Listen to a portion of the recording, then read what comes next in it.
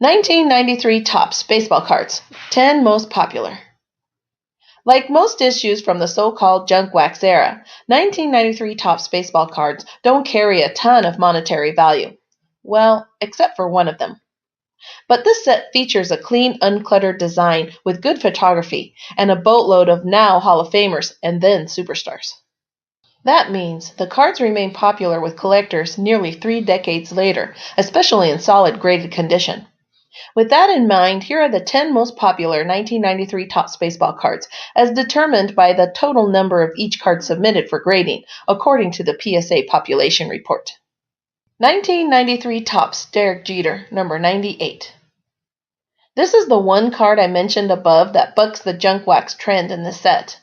The Jeter rookie card has been a hot item in the hobby for 25 years or more, and that only figures to amplify now that the captain is in the Hall of Fame and also running the Marlins.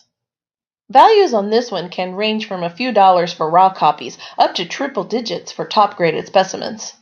We're only considering full-on base cards here, but you should be aware that there are reports of a couple of Jeter-era versions running around out there too. 1993 Topps Jim Edmonds, number 799.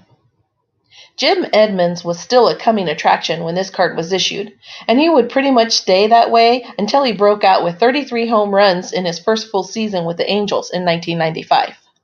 A whirlwind of Gold Gloves, All-Star selections, and MVP votes followed, and then Edmonds retired 15 years later in 2010 with a pretty solid Hall of Fame case that's sort of been lost in the shuffle of all the greats that have passed through the Cooperstown gates in the last decade or so.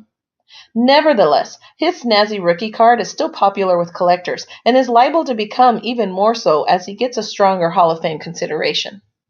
1993 Topps Nolan Ryan, number 700. Ryan, on the other hand, couldn't have been hotter in the hobby than he already was when 1993 dawned. And while his trajectory has been more of a steady, steep climb than the checkmark jumps he took in the early 1990s, the Ryan Express still sits near the top of the most popular of all players when it comes to baseball cards. This was the Topps card that greeted collectors as we watched Ryan work through his last of 27 seasons, and the nostalgia floods back even today with just a glimpse. No wonder we still love this thing. 1993 Topps Pedro Martinez, number 557. This isn't Pedro's rookie card, as he had landed on nearly 20 pasteboards from 1990 through 1992. This card was issued during his actual rookie season, though, and Martinez finished 9th in the National League Rookie of the Year balloting that fall. Rookie card or not, though, this is a great-looking shot of a young up-and-comer who just so happened to develop into one of the game's great moundsmen. 1993 Topps Jason Kendall, number 334.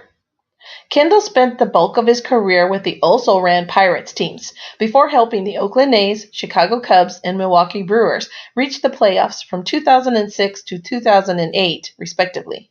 Kendall never put up flashy numbers, aside from an occasional pop into the 320 range for batting average.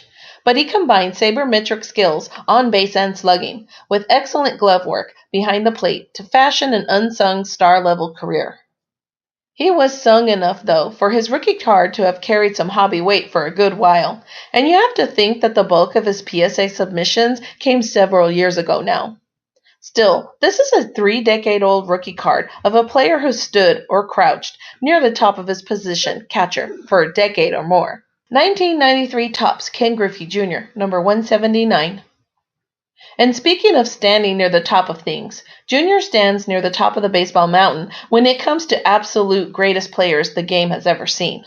This is a great-looking card of a still young Griffey on the verge of this first monster season. He would smack 45 home runs in 1993 while leading the American League with 359 total bases. Most Griffey cards have a classic look, and this popular issue is no exception. 1993 Topps Cal Ripken Jr., number 300. Ripken peaked in terms of on-field performance with his second American League MVP in 1991. But his popularity just grew and grew as he tracked down Lou Gehrig en route to setting a new record for consecutive games played in 1995.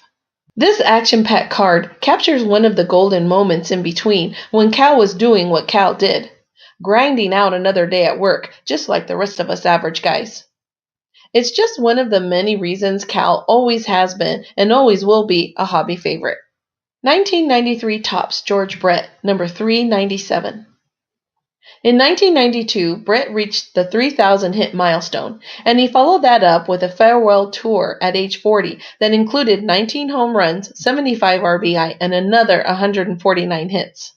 There was no doubt that the grizzled, hard-nosed third baseman with a sweet batting stroke would cruise into the Hall of Fame, and he made good on that promise. Brett cards have always been among the most popular in the hobby since he hit 390 for the Royals back in 1980, and this farewell cardboard still draws collectors' dollars all these years later. 1993 Topps Don Mattingly, number 32. Mattingly and his 1984 rookie cards helped to redefine and jumpstart the hobby in the mid-1980s. But he was spiraling toward his diamond demise by 1993, courtesy of a bad back. No matter, though, because Donnie Baseball's legacy was written in stone by then, and this classic fielding shot, rendered in horizontal, brings all those exciting boom years back in a flash. 1993 Topps Barry Bonds, number 2. By the time this card found its way into collectors' hands, Bonds had 2 MVP awards with the Pirates under his belt, and he was doing his slugging in San Francisco. Of course, less than a decade later, Barry would completely turn the sport on its ear with his hitting exploits before running headlong into the public perception shredder. Still, Bonds is one of the greatest hitters to ever lace up his spikes, and you have to think he'll find his way to Cooperstown someday. When he does, expect his cards, including this Buck swan song, to be more popular than ever. Like this video? Then like this video and subscribe to our channel. WaxPackGods.com